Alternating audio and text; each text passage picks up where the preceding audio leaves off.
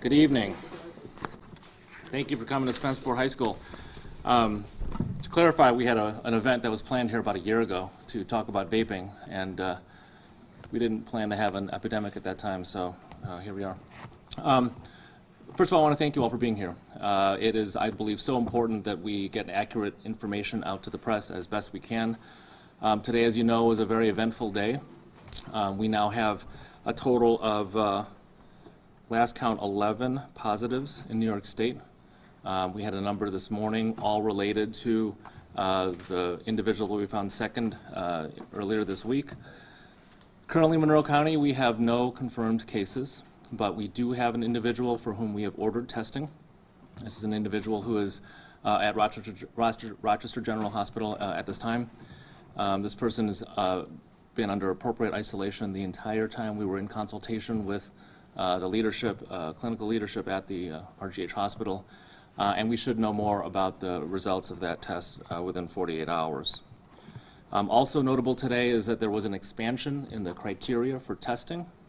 So previous till today, the testing criteria for a person under investigation or PUI involved a combination of clinical factors and travel-related factors.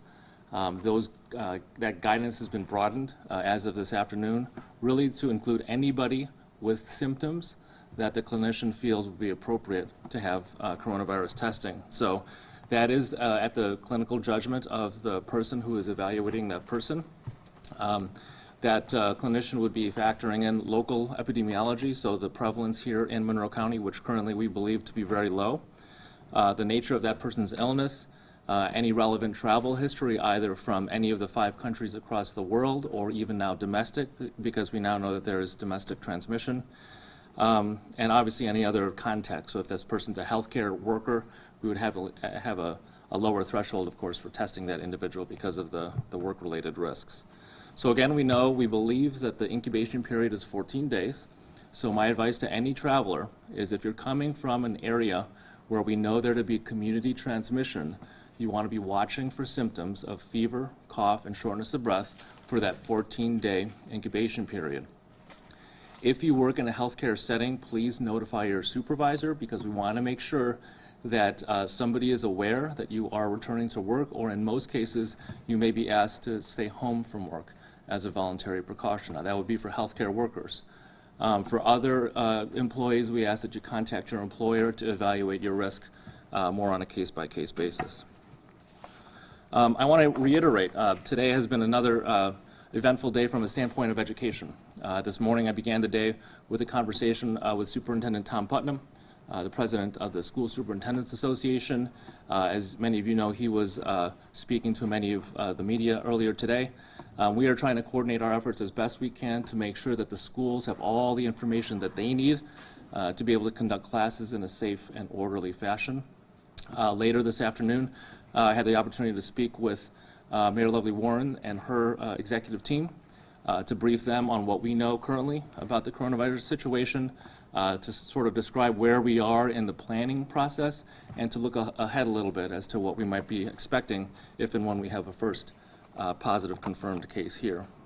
I was also in touch with Sheriff Baxter, Chief Singletary from the RPD, and of course County Executive Bell has been in touch with me all day long with all of the developments that have been happening to date today. So with that, I will open up the floor for questions. Dr. Mendoza, what first brought this to light? How did you learn of this individual? Well, at this time, and as far as we know going forward, all of the individuals for whom testing is being requested will still come through the local health department. It's my belief that as we see more tests, and we want to see more tests, that requirement will no longer be. But for right now, it's still required that people go through the local health department to, obtain the proper authorization to process the testing. But how did this person come on the radar that they would even have symptoms if the test was even ordered? This person presented to the ER at RGH and was identified at the very beginning as a person who might be at risk, and so they did all the appropriate isolation precautions and then evaluated the patient. And our belief is that if you can't find another cause, that would raise your suspicion at this point for coronavirus infection. How is the testing for coronavirus similar or different from the testing for flu? Because we've known that often flu won't even be tested for, even if people show up to the emergency room with the similar types of symptoms? Right, and so it depends. So early in the season for flu, we are much more likely to order tests because we're at the point where we're trying to understand local surveillance and to the best that we can contain the infection. And that's the phase that we're in right now with coronavirus. Testing is very important early in an outbreak because it allows us to establish the local patterns for transmission, allows us to understand any particular demographics that might be unique in a given year. And so that's why early in a flu season you'll see more testing done. Come January, February, March in the flu season you see less testing because if you see an individual with all the classic symptoms for flu, we typically won't even order the test because we know, pretty certainly that we can diagnose influenza. With coronavirus testing, we're in that early phase again. It's as though it's November or December in the flu season, but right now we're in March, early in the coronavirus season, so we're going to want to test as much as we can, given the right circumstances. Now, we still believe that we would only test people who are symptomatic, so there is no indication for screening asymptomatic people for coronavirus. We still want to test when there's a better clinical suspicion, and our belief right now is that people with symptoms are much more likely, A, to be infectious, and B, to have coronavirus. Do we know if the patient or the patient's family members at RGH have any travel-related risk factors? I don't have that information. No? Was this somebody who had returned and was quarantined, and then that's when they described the symptoms that brought on this next day? I don't have that information either. Those details are typically details that the clinical teams would be managing at the hospital. Some people, when they come back from a different country, are self-quarantined or will contact their clinician. This person came through ED, so is there a chance they're just sitting in a waiting room with a bunch of other people as well, or how exactly did they come into the hospital? Well, the policy when you have any kind of respiratory illness is that at the time of presentation in an ER, for example, a triage nurse will evaluate you, and if you're coughing, basically they will give you a mask to protect others.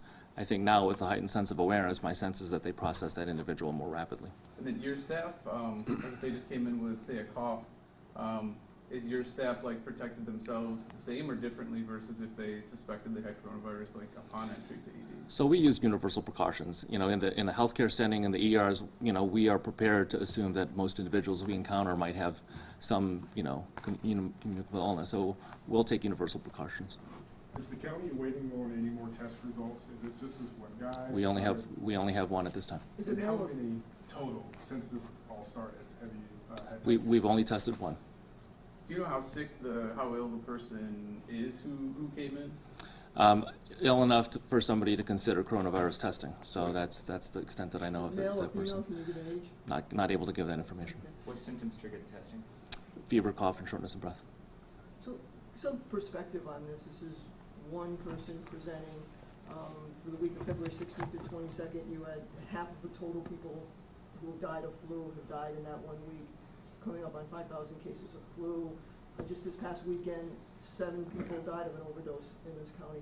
Can you put this into some kind of perspective for the public health concerns and how worried people should be about this when there are people overdosing in their neighborhoods and people with flu who were dying, younger people with flu who were dying 18 to 49 years old?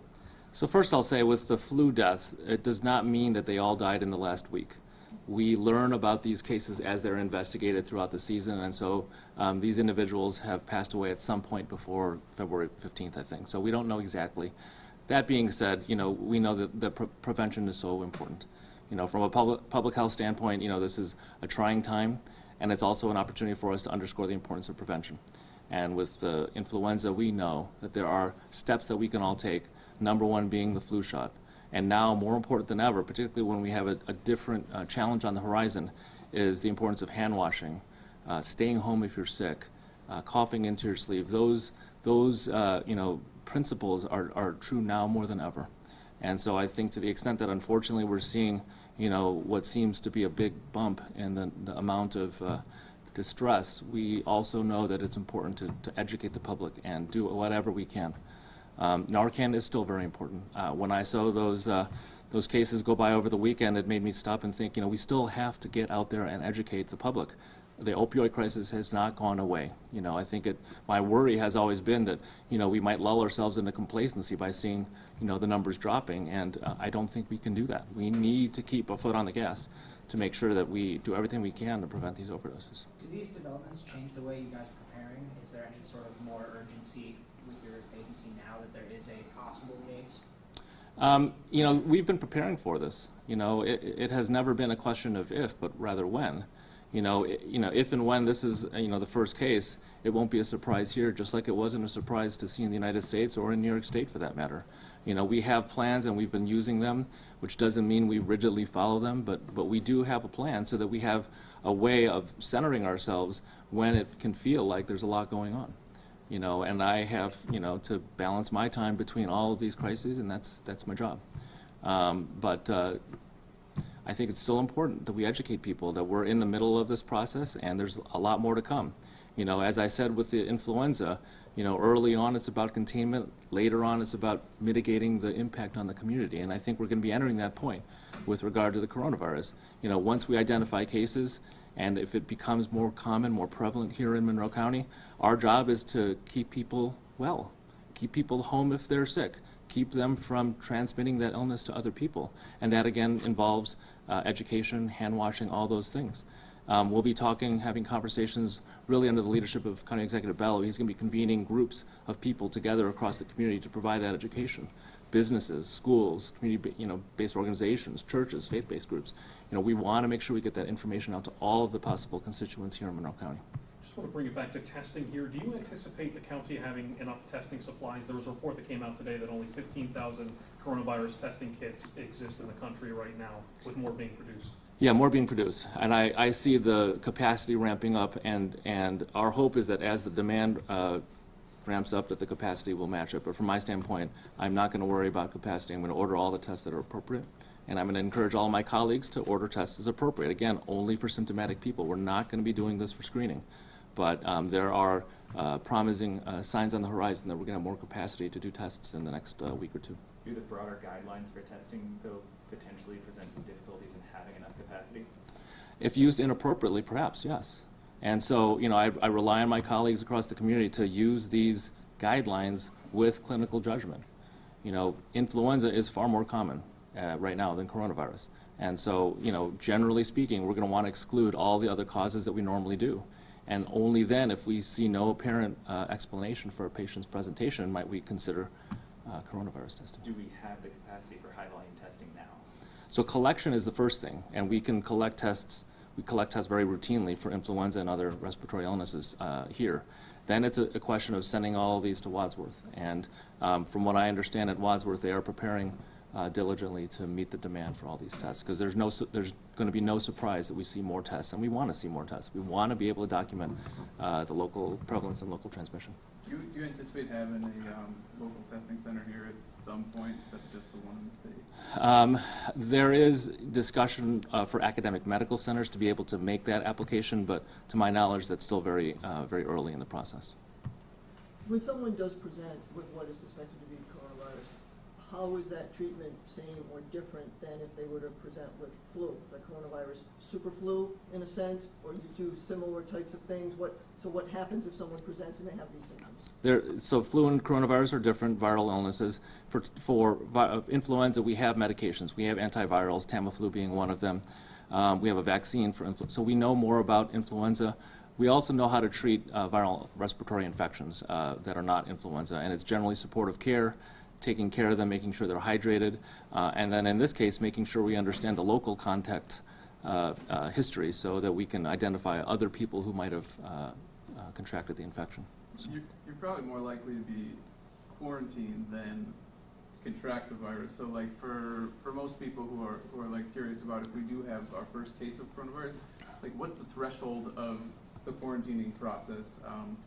Say the person was around for a couple days with symptoms and shopping and working. Like how do you determine, when you quarantine someone and when you don't? Because I know a couple people have it downstate, but 1,000 people were quarantined for it. So my advice for anybody particularly anybody who has had a relevant travel history to any of those 5 countries, or frankly to Seattle or other parts of this country, if they've returned and within 14 days of their departure from that area, if they return and experience fever, cough, or shortness of breath, we want them to call their primary care doctor, call the health department if needed. If they don't have a doctor, we would much rather evaluate that situation by phone rather than having them present to the ER unannounced. So that would be the goal. And then as far as quarantine, threshold goes, there are voluntary quarantines that people can institute on their own. If somebody is worried and they don't want to get a loved one ill, they might choose to stay at home. If they have the option to work from home or attend classes from home or whatnot, that might be a situation for a voluntary quarantine.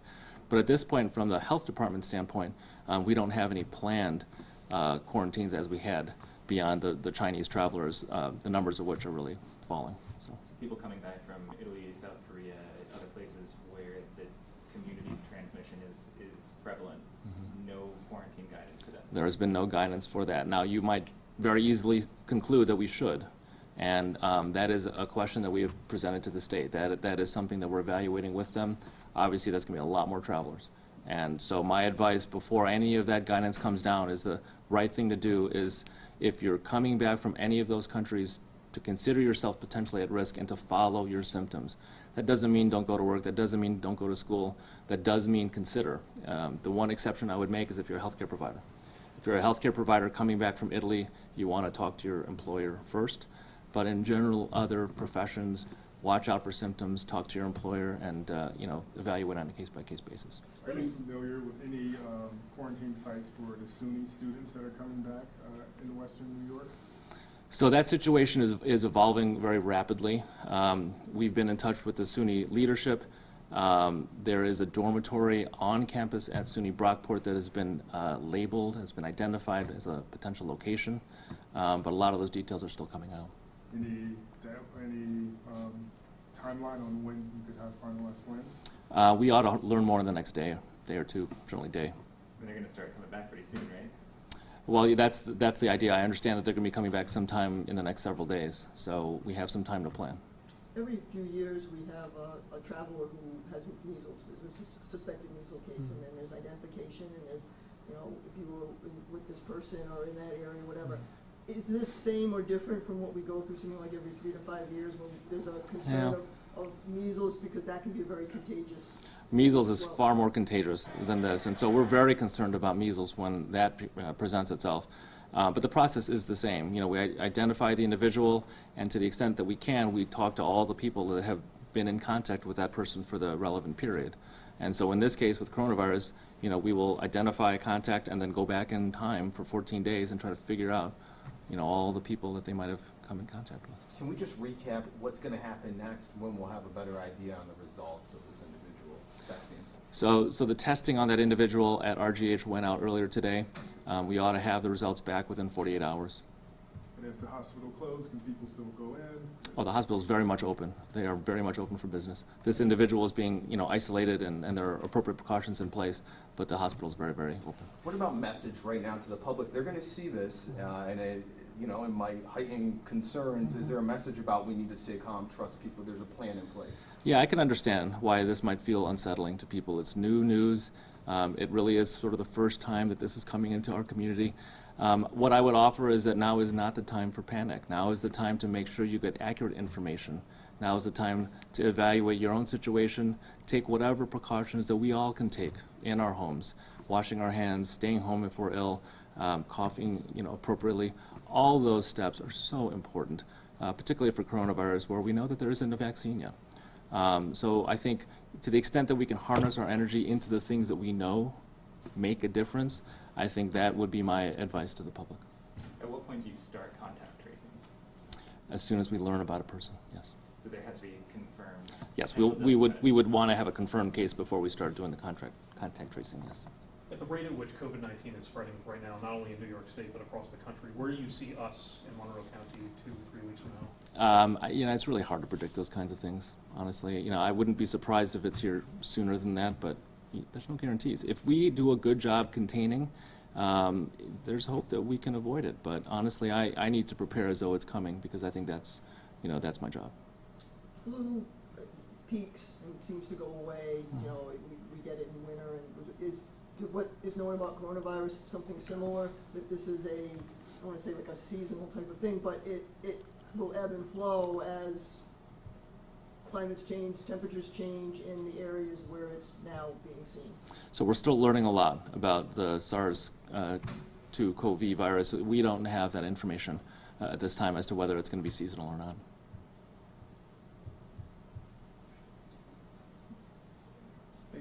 All right. Thanks very much. Have a good night, all. There's a bathing event that he'll be speaking at, if you wanna hit that up too. So, Monroe County Public Hey, I got Health two things I wanna talk to you Those about.